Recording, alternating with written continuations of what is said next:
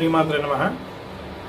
శివాలయంలో ప్రదక్షిణ ఎలా చేయాలి అని ప్రశ్న అండి.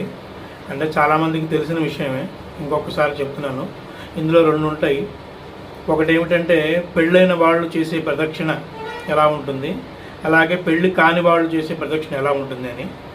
పెళ్ళైన వాళ్ళు ఎలా ప్రదక్షిణ చేయాలి అంటే ధ్వజస్తంభం దగ్గర నుంచి మొదలయ్యి సవ్య దిశలో శివుడికి అభిషేకం చేసే చోట సోమసూత్రం అని ఒకటి ఉంటుందండి. అక్కడి దాకా వెళ్ళి దర్శనం చేసుకుని, అక్కడి దాకా వెళ్ళి దండం పెట్టుకుని మళ్ళీ తిరిగి అదే దిశలో వెనక్కి మళ్ళీ వచ్చేసేయాలన్నమాట. ఎక్కడికి అంటే ధ్వజస్తంభం దగ్గరికి.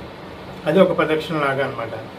అదే పెళ్ళి కానటువంటి వాళ్ళు ధ్వజస్తంభం దగ్గర మొదలయ్యి సోమసూత్రాన్ని దాటుకుని మళ్ళీ ధ్వజస్తంభం దగ్గరికి వచ్చేయచ్చు. అది పూర్తి ప్రదక్షిణ. అది పెళ్లి కాని వాళ్ళు మాత్రమే చేయాలి. పెళ్ళైన వాళ్ళు మాత్రం ధ్వజస్తంభం దగ్గర మొదలెట్టి సోమసూత్రం దాకా వెళ్ళి మళ్ళీ వెనక్కి సోమసూత్రం నుంచి ధ్వజస్తంభం దాకా వచ్చి శివ దర్శనం చేసుకోవాలి.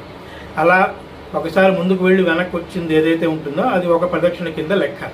అటువంటి ప్రదక్షిణాలు ఎన్ని చేస్తారో అంత లెక్క. ఆ తర్వాత లోపలికి వెళ్ళి శివ దర్శనం చేసుకోవాలి. శివుడికి నందికి మధ్యలోంచి పొరపాటును కూడా వెళ్ళకూడదు. నంది వెనక భాగం వైపు నుంచే వెళ్ళాలి, వెనక భాగం వైపు నుంచే రావాలి.